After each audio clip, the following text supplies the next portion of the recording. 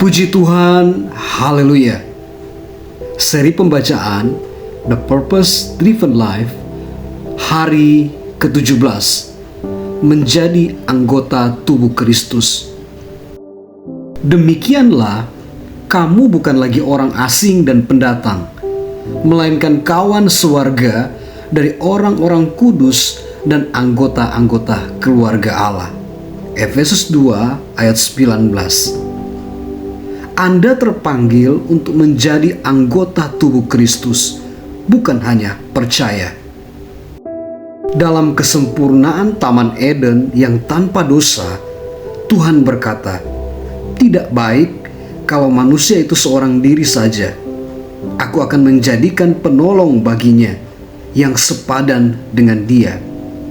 Kita diciptakan untuk hidup dalam komunitas, dibentuk untuk persekutuan dan untuk keluarga, dan tidak seorang pun yang dapat menggenapi tujuan Tuhan sendirian. Dalam Alkitab, tidak ada orang kudus yang hidup terpencil atau pertapaan rohani yang terisolasi dari orang percaya lainnya dan tidak boleh bersekutu. Alkitab berkata bahwa kita disatukan bersama, dihubungkan bersama, dibangun bersama, anggota bersama, pewaris bersama, dicocokkan bersama, dipersatukan bersama, dan akan diangkat bersama. Anda tidak lagi sendirian. Walaupun hubungan Anda dengan Kristus bersifat pribadi, Tuhan tidak pernah memaksudkannya sebagai hal yang pribadi. Dalam keluarga Allah, Anda terhubung dengan orang percaya lainnya, dan kita akan bersama dalam kekekalan. Alkitab berkata, demikian juga kita, walaupun banyak, adalah satu tubuh di dalam Kristus, tetapi kita masing-masing adalah anggota yang seorang terhadap yang lain. Mengikut Kristus termasuk menjadi anggota, bukan hanya percaya. Kita adalah anggota-anggota tubuhnya, atau biasa disebut gereja. C.S. Lewis mencatat bahwa kata keanggotaan berasal dari istilah Kristen, tetapi dunia telah menghilangkan makna aslinya. Toko-toko memberikan diskon kepada anggota-anggotanya, dan iklan-iklan menggunakan nama-nama anggota sebagai daftar untuk promosi. Dalam gereja, keanggotaan sering diartikan hanya dengan menambahkan nama Anda pada suatu daftar tanpa persyaratan atau pengharapan. Bagi Paulus, menjadi anggota gereja berarti menjadi organ vital suatu tubuh yang hidup, yang tidak tergantikan, saling terkait dengan bagian tubuh Kristus. Kita perlu mengembalikan dan mempraktikkan arti Alkitabiah dari keanggotaan. Gereja adalah suatu tubuh, bukan bangunan. Suatu organisme, bukan organisasi. Agar organ-organ tubuh Anda dapat berfungsi, semuanya harus terhubung pada tubuh. Hal yang sama berlaku untuk Anda sebagai bagian dari tubuh Kristus. Anda diciptakan untuk peran khusus, tetapi Anda akan kehilangan tujuan kedua dalam hidup ini jika tidak melekat pada sebuah gereja lokal yang hidup. Anda menemukan peran Anda dalam hidup melalui hubungan dengan orang lain. Alkitab menyatakan, setiap bagian mempunyai arti bagi tubuh secara keseluruhan, bukan sebaliknya. Tubuh yang kami maksud adalah tubuh Kristus dari umat yang terpilih. Sebagai bagian dari tubuhnya, setiap kita masing-masing mempunyai arti dan fungsi. Tetapi apabila jari tangan atau jari kaki terpotong, kita tidak dapat berbuat banyak, bukan? Jika suatu organ terlepas dari tubuh, akhirnya organ itu akan mengerut dan mati. Organ itu tidak dapat hidup sendiri. Jika terputus dan terpotong dari sumber, yaitu gereja lokal, kehidupan rohani Anda akan lemah dan akhirnya mati. Itulah sebabnya Gejala pertama kemunduran rohani adalah kehadiran yang tidak konsisten dalam kebaktian-kebaktian penyembahan dan dalam pertemuan-pertemuan dengan orang percaya lainnya. Ketika kita mengabaikan persekutuan, segala sesuatu yang lainnya mulai mundur. Keanggotaan dalam keluarga Allah selalu ada konsekuensinya dan bukan untuk diabaikan begitu saja. Gereja adalah agenda Tuhan untuk dunia. Yesus berkata, "Aku akan membangun gerejaku, dan semua kekuatan mereka tidak akan dapat mengalahkannya." Gereja tidak dapat dihancurkan dan akan selalu ada sampai kekekalan. Gereja akan memiliki kehidupan yang lebih lama dari alam semesta. Dan demikian juga peran Anda di dalamnya. Orang yang berkata, "Aku tidak membutuhkan gereja," adalah seorang yang sombong atau bodoh. Gereja begitu penting sehingga Yesus mati di salib untuknya. Kristus mengasihi gereja dan memberikan nyawanya untuknya. Alkitab menyebut gereja sebagai mempelai Kristus dan tubuh Kristus. Saya tidak dapat membayangkan berkata kepada Yesus, "Aku mengasihimu, tetapi aku tidak menyukai istrimu," atau "Aku menerimamu, tetapi aku menolak tubuhmu." Tetapi kita melakukan itu ketika kita bersikap jahat atau mengeluh tentang gereja. Tuhan memerintahkan kita untuk mengasihi gereja seperti Yesus. Alkitab berkata, "Kasihlah keluarga rohanimu." Yang menyedihkan adalah bahwa banyak orang Kristen memanfaatkan gereja tetapi tidak mengasihinya. Persekutuan lokal Anda, kecuali untuk beberapa peristiwa penting yang menyebutkan semua orang percaya sepanjang sejarah. Hampir setiap kali kata gereja dipakai dalam Alkitab menunjuk pada sebuah jemaat lokal yang nyata. Perjanjian Baru memakai keanggotaan dalam sebuah jemaat lokal. Orang-orang Kristen yang bukan anggota persekutuan lokal adalah mereka yang menjalani disiplin gereja dan disingkirkan dari persekutuan karena dosa besar yang diketahui masyarakat luas. Alkitab berkata bahwa seorang Kristen yang tanpa gereja lokal adalah sama seperti sepotong organ tanpa tubuh, domba tanpa kumpulan domba, atau anak tanpa keluarga. Itu adalah keadaan yang tidak alami. Alkitab berkata, "Kamu adalah bagian rumah tangga Tuhan dengan orang-orang Kristen lainnya." Kebudayaan individualisme independen pada masa kini telah menciptakan banyak anak yatim rohani, orang percaya kelinci yang melompat dari satu gereja ke gereja lain tanpa identitas, tidak ada tanggung jawab atau komitmen. Banyak orang percaya bahwa seseorang dapat menjadi orang Kristen yang baik tanpa menjadi anggota atau bahkan menghadiri gereja lokal, tetapi Tuhan akan sangat tidak setuju. Alkitab memberikan banyak alasan yang kuat tentang mengapa kita berkomitmen dan aktif dalam persekutuan lokal. Mengapa Anda memerlukan keluarga gereja? Keluarga gereja menunjukkan bahwa Anda adalah seorang percaya sejati. Saya tidak dapat mengatakan bahwa saya adalah pengikut Kristus apabila saya tidak mempunyai komitmen pada sekelompok murid tertentu. Yesus berkata, "Kasihmu terhadap satu sama lain akan membuktikan pada dunia bahwa engkau adalah murid-muridku."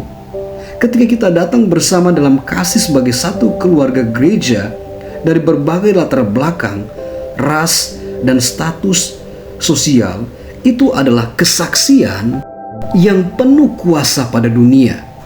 Anda bukanlah tubuh Kristus sendirian. Anda memerlukan orang lain untuk mengekspresikan itu bersama, bukan terpisah. Kita adalah tubuhnya. Keluarga gereja menggerakkan Anda keluar dari isolasi mementingkan diri sendiri. Gereja lokal adalah tempat untuk belajar bagaimana bergaul dengan keluarga Allah. Itu merupakan laboratorium untuk mempraktekkan kasih yang penuh simpati dan tidak mementingkan diri sendiri. Sebagai anggota yang berpartisipasi, Anda belajar mempedulikan orang lain, dan berbagi pengalaman dengan orang lain. Karena itu, jika satu anggota menderita, semua anggota turut menderita. Jika satu anggota dihormati, semua anggota turut bersukacita. Hanya dalam hubungan yang terus-menerus dengan orang-orang percaya yang biasa dan tidak sempurnalah kita dapat mempelajari persekutuan yang sejati dan mengalami kebenaran perjanjian baru tentang saling berhubungan dan bergantung.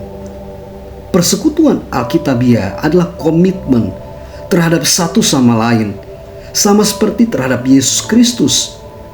Tuhan mengharapkan kita untuk memberikan hidup terhadap satu sama lain. Banyak orang Kristen yang mengetahui Yohanes 3 ayat 16, tetapi tidak mengetahui 1 Yohanes 3 ayat 16. Ia telah menyerahkan nyawanya untuk kita. Jadi kita pun wajib menyerahkan nyawa kita untuk saudara-saudara kita. Inilah jenis kasih yang penuh pengorbanan yang Tuhan harapkan dapat Anda tunjukkan kepada orang percaya lainnya. Kesedihan untuk mengasihi mereka seperti Yesus mengasihi Anda. Keluarga gereja membantu Anda mengembangkan otot rohani.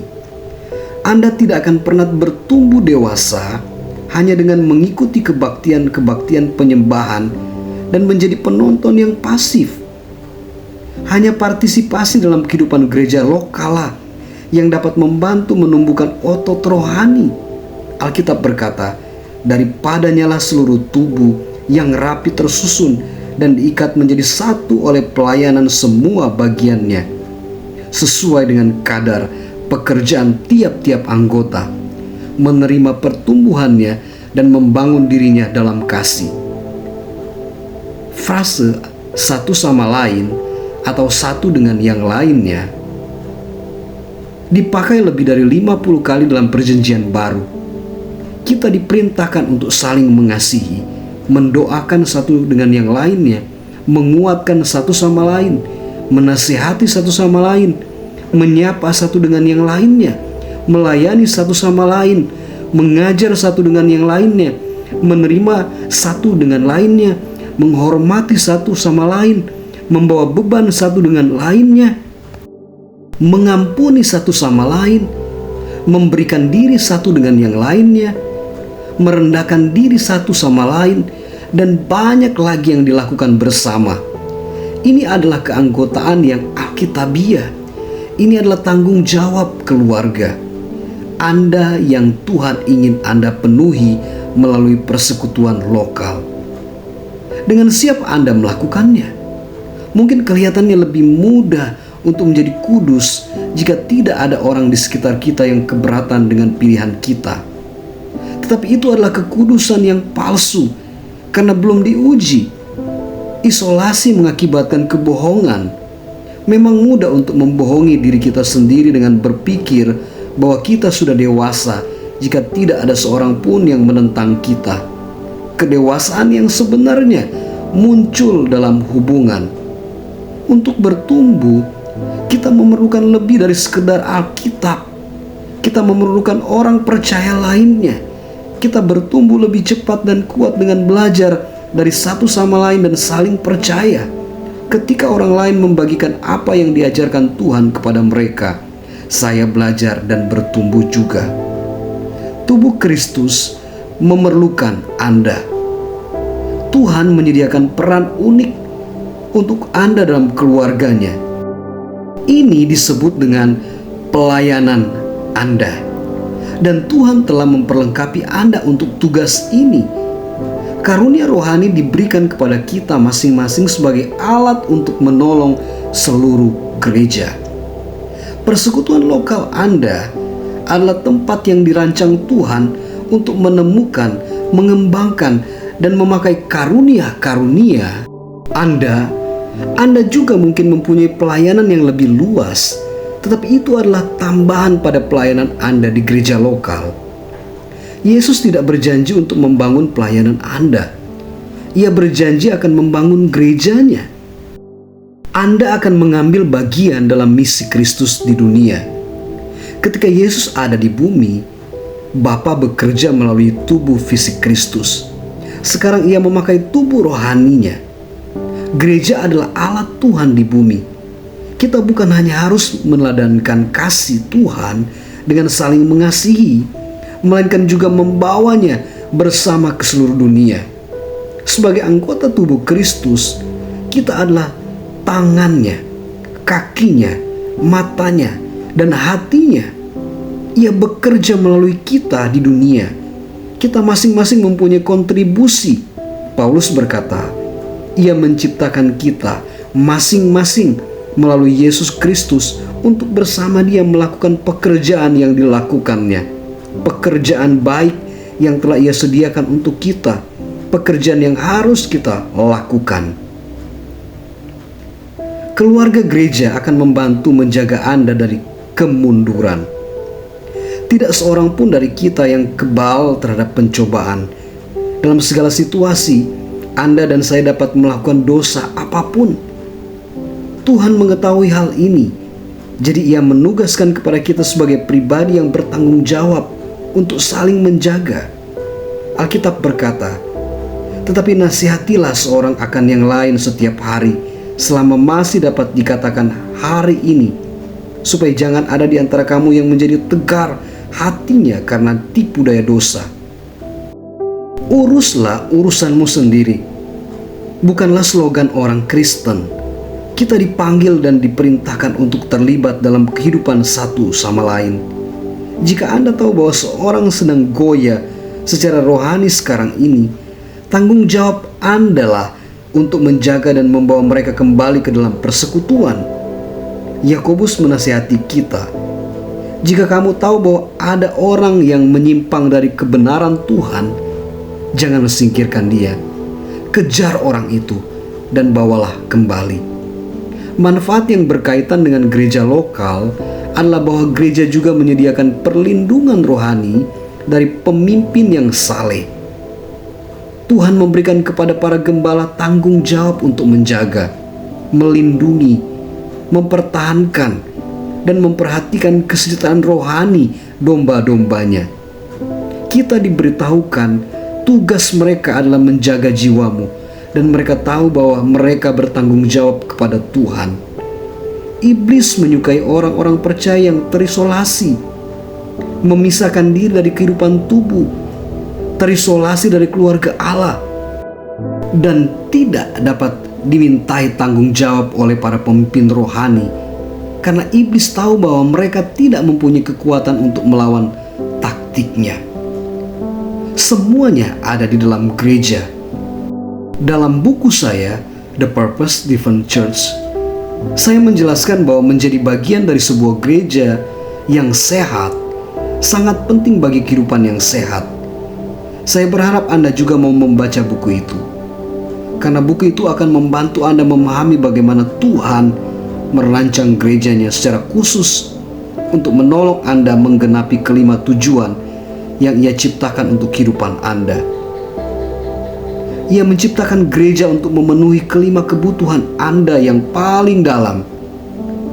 Satu tujuan untuk dituju, orang-orang untuk hidup bersama, prinsip-prinsip untuk menuntun kehidupan, profesi untuk dijalani, dan kuasa untuk dijadikan sumber.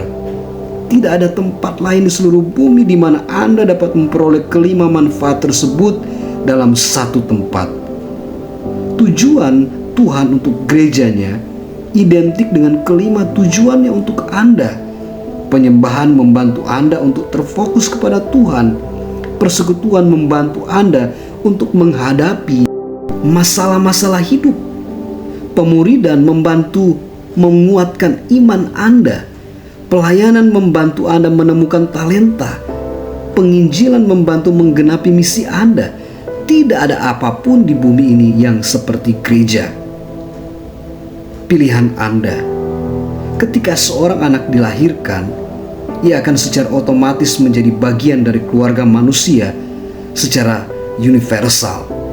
Tetapi anak itu juga perlu menjadi anggota dari keluarga tertentu agar dapat memperoleh perawatan dan pemeliharaan serta bertumbuh sehat dan kuat. Hal yang sama juga berlaku secara rohani. Jika Anda dilahirkan kembali, secara otomatis Anda menjadi bagian dari keluarga Allah secara universal. Tetapi Anda juga perlu menjadi anggota gereja lokal, ekspresi lokal dari keluarga Allah. Perbedaan antara pengunjung gereja dan anggota gereja adalah komitmen. Pengunjung adalah penonton di sisi lapangan, sedangkan anggota terlibat dalam pelayanan. Pengunjung adalah konsumen, anggota adalah kontributor. Pengunjung menginginkan manfaat suatu gereja tanpa berbagi tanggung jawab. Mereka sama seperti pasangan yang ingin hidup bersama tanpa mempunyai komitmen pernikahan. Mengapa penting bagi kita untuk menjadi anggota gereja lokal? Karena itu membuktikan bahwa Anda berkomitmen secara nyata terhadap saudara-saudara rohani Anda. Bukan hanya teori. Tuhan ingin Anda mengasihi manusia yang sebenarnya, bukan manusia yang ideal. Anda dapat menghabiskan waktu seumur hidup untuk mencari gereja yang sempurna, tetapi Anda tidak akan pernah menemukannya. Anda dipanggil untuk mengasihi orang-orang berdosa yang tidak sempurna, sama seperti Tuhan mengasihi mereka. Dalam kitab Kisah Para Rasul, orang-orang Kristen di Yerusalem sangat spesifik dalam komitmen mereka terhadap satu sama lain. Mereka mengabdi pada persekutuan. Alkitab berkata, mereka bertekun dalam pengajaran rasul-rasul dan dalam persekutuan, dan mereka selalu berkumpul untuk memecahkan roti dan berdoa. Tuhan mengharapkan Anda memberikan komitmen yang sama hari ini. Kehidupan orang Kristen itu lebih dari sekedar komitmen kepada Kristus. Kehidupan itu juga komitmen kepada orang Kristen lainnya. Orang-orang Kristen di Makedonia memahami ini. Paulus berkata, mereka memberikan diri mereka pertama-tama kepada Allah, kemudian oleh karena kehendak Allah juga kepada kami. Menjadi anggota gereja lokal adalah langkah alami berikutnya. Jika Anda telah menjadi anak Allah, Anda menjadi seorang Kristen dengan memberikan diri kepada Kristus. Tetapi Anda menjadi anggota gereja dengan memberikan diri kepada kelompok orang percaya tertentu. Keputusan pertama membawa keselamatan, yang kedua membawa persekutuan. Hari ke-17, merenungkan tujuanku. Pokok renungan, aku terpanggil untuk menjadi anggota tubuh Kristus, bukan hanya percaya. Ayat hafalan, kita walaupun banyak adalah satu tubuh dalam Kristus, tetapi kita masing-masing adalah anggota yang seorang terhadap yang lain. Roma 12 ayat 5. Pertanyaan untuk direnungkan, apakah tingkat keterlibatanku di gereja lokal menunjukkan bahwa aku mengasihi dan berkomitmen kepada keluarga Allah? Puji Tuhan, haleluya.